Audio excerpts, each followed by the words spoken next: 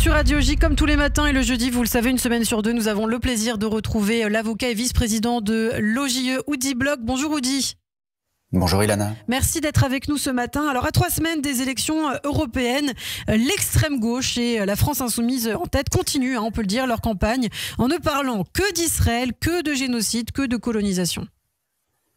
Et oui, avec en tête de proue Rima Hassan qui se présente comme juriste international et qui pourtant répète ses âneries à longueur d'interview. Pour qu'il y ait génocide, c'est l'article 6 du statut de Rome, il faut une volonté de détruire en tout ou partie, par des actes cités au statut, un groupe national, ethnique, racial ou religieux. Or, si tant est que les Palestiniens constituent un groupe national, ethnique, racial ou religieux, ce qui est remis en cause, par ailleurs par Mossab Hassan Youssef, le prince vert, ancien membre du Hamas, fils de l'un des fondateurs du Hamas, qui doit en connaître un peu plus sur la question que LFI, il n'y a de toute façon pas d'intention génocidaire contre les Palestiniens, tout simplement parce que Israël ne combat pas les Palestiniens en tant que tels, Israël combat le Hamas. Quant au nombre de morts palestiniens sur lesquels s'appuie Mordicus, LFI et les autres, ils sont faux, tellement faux que le Hamas lui-même est revenu sur ses propres chiffres en les ramenant de 33 000 à 23 000, 10 000 morts en moins en l'espace d'un tweet. Et pourquoi ? Parce que pour que la famille touche l'indemnité due aux martyrs, c'est-à-dire aux terroristes tués dans les combats, encore faut-il pouvoir identifier le martyr en question, c'est la base. Et l'autorité palestinienne qui verse cet argent veille au grain, même si ce n'est pas leur argent, mais notamment le nôtre, puisque c'est aussi à cela que servent les centaines de millions de dollars d'aide versés annuellement à cette autorité rongée par la corruption, le népotisme et la haine. Mais ce n'est pas tout.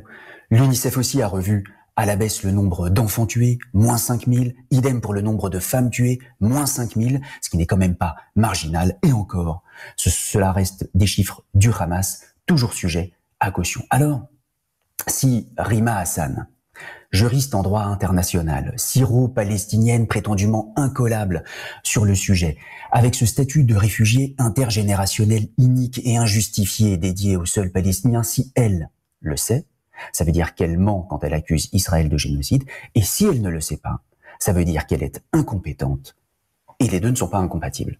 Alors d'autant que LFI ne dit rien, ou dit des violences du Hamas contre sa propre population.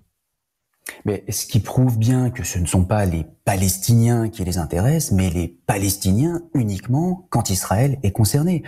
On a récemment vu, et vous les avez vus aussi, des vidéos de Palestiniens battus à coups de pieds de biche et exécutés en pleine rue par le Hamas parce qu'ils essayaient d'avoir accès à l'aide humanitaire, cette aide humanitaire qui entre par centaines de tonnes chaque jour à Gaza, qui devrait être distribuée gratuitement à la population gazaoui, mais qui est raptée par le Hamas, qui la revend à prix d'or ou la garde pour affamer sa propre population. Vous n'entendrez pas un mot de LFI pour condamner ces violences intra-palestiniennes. Pourquoi ? Parce que, comme on le dit en anglais, no Jews, no news.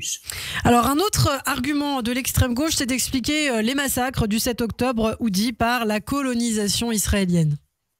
Oui, mais la colonisation de quoi exactement ? De Gaza ?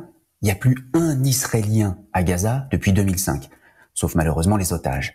Les kibbutzim ravagés le 7 octobre étaient en territoire israélien, à l'intérieur des frontières internationalement reconnues, pas en Judée-Samarie dans les territoires disputés, ce qui n'aurait d'ailleurs rien changé à l'abjection des massacres.